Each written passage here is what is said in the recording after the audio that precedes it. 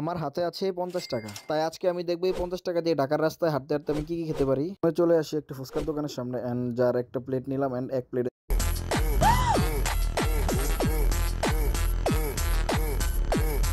যতবার তোমরা সাবস্ক্রাইব করবে আমি টিম ওয়াটারে 1 পেনি করে ডোনেট করব।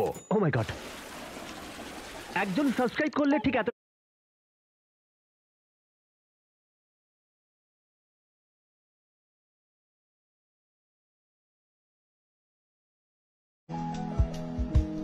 बेचैन है ये दिल मेरा तुझको न है ये पता तू ना मिले मुझको अगर हो जाऊंगा मैं फना।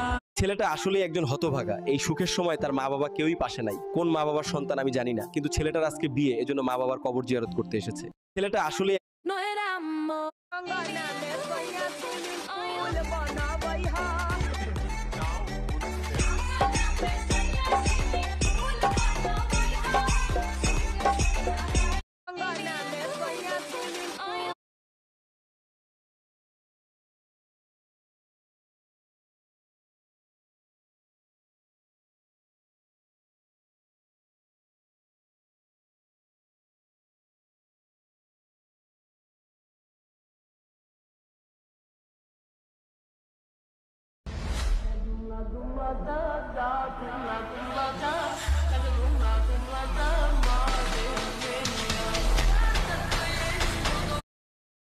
দুই নামাজ মুনাফিকদের কাছে সবচেয়ে কঠিন, একটা হচ্ছে ফজরের নামাজ আর একটা এশার নামাজ।